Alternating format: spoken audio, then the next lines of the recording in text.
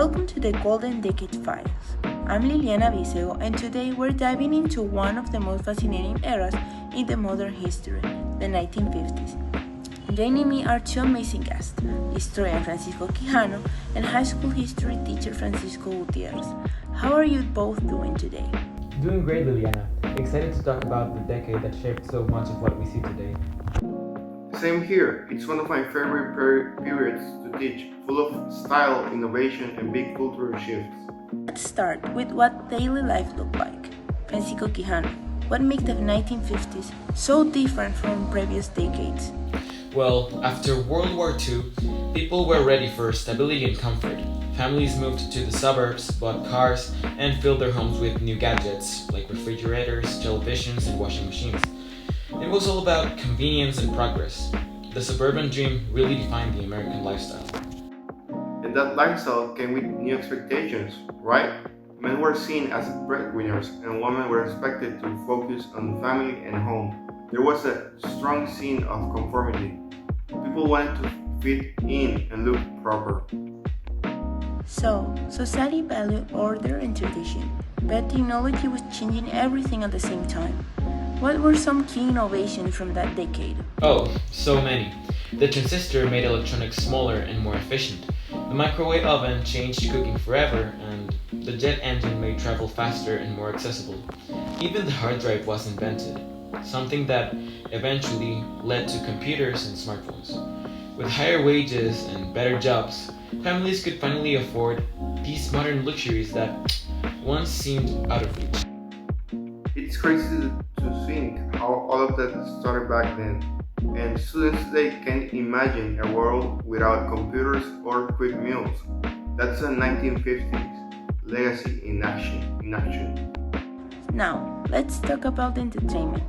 The 1950s gave us rock and roll. So, Francisco Gutierrez, how did that transform society? Completely, rock and roll stars like Elvis Presley and Chuck Berry gave young people their own identity for the first time. They weren't just copying adults anymore.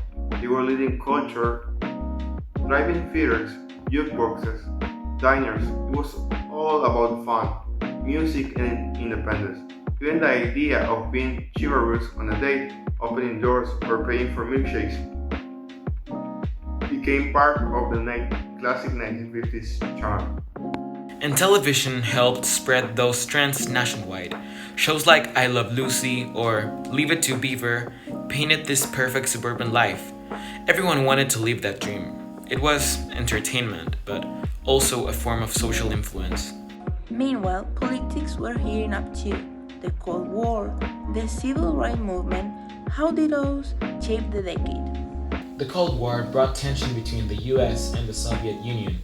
It fueled the space race and military expansion, but also created fear, things like the Red Scare and nuclear anxiety. And on the home front, the civil rights movement began to challenge segregation. The Brown v. Board of Education ruling in 1954 ended segregation in schools, and Rosa Parks' bus protest in 1955 inspired real change. It was the start of a long road toward equality.